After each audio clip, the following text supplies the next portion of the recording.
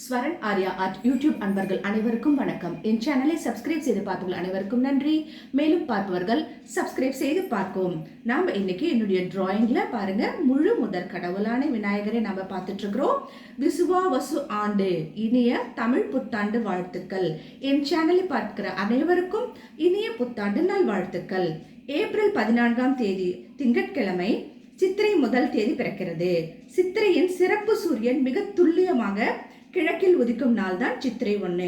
எனவே இந்நாளை தமிழர்கள் புத்தாண்டாக கொண்டாடி மகிழ்கின்றனர். சூரியன் தன் பயணத்தை கிழக்கில் ஆரம்பிக்கும் நாள் தான் சித்திரை. ஸ்ரீ மங்களகரமான விசுவாவசு வருஷத்திய வருட தமிழ் புத்தாண்டு துவக்கம் இன்று. எனவே தமிழர்கள் இந்த நாள்ல புத்தாடை அணிந்து ஆலய வழிபாடு, வீட்டில் வழிபாடு என்று கொண்டாடி மகிழ்வர். பிரபவ என்னும் பெயருடைய ஆண்டில் தொடங்கி அட்சய என்னும் பெயருடைய ஆண்டில் முடியும். இந்த வரிசையில் 39வது ஆண்டின் பெயர்தான் இந்த விசுவாவசு ஆண்டு ஆகும். விசுவாவசு என்றால் நேர்மையான பண்பாளர், தயால சிந்தனை, செல்வந்தர் என்று பொருள். வடமொழி நூல்களில் 60 ஆண்டுகளும் 60 சம்வத்சரங்கள் என்று அழைக்கப்படுகின்றன. தமிழ் புத்தாண்டு அன்று வழிபடும் நேரம் பார்த்தீங்கன்னா நாம பாருங்க, காலை 9 மணி முதல் 10:20 மணி வரை, அதாவது ஏப்ரல் 14ஆம் தேதி திங்கட்கிழமை. வீடுகளில் இலை போடும் நேரம் மதியம் 12:30 முதல் 1:30 மணி வரை. அப்போ நம்ம என்ன பண்ணணும், காலையில் எழுந்த உடனே கனி காணுதல் நிகழ்ச்சி செய்யணும்.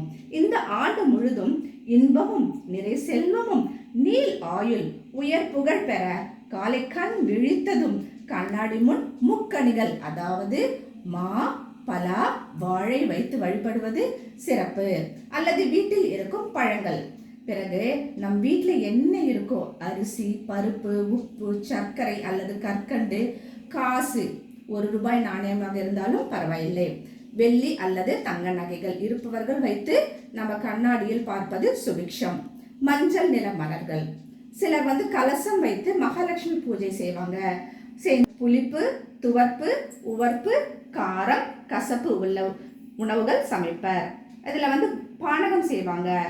இதெல்லாம் சுவையும் சேர்ற மாதிரி பானகம் செய்து படைத்து அதை அருந்துவர்.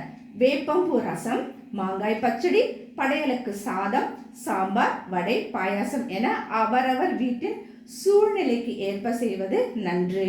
மஞ்சள் கொம்பு, மஞ்சள் குங்குமம், மஞ்சள் நிற பூக்கள், நெய் தீபம் ஏற்றி வழிபாடு செய்வது ஆண்டு முழுதும் சுபிக்ஷமாக வாழ வழிவகுக்கும்.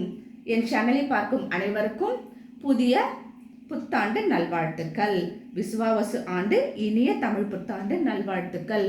ஸ்வரன் ஆர்யா ஆர்ட்.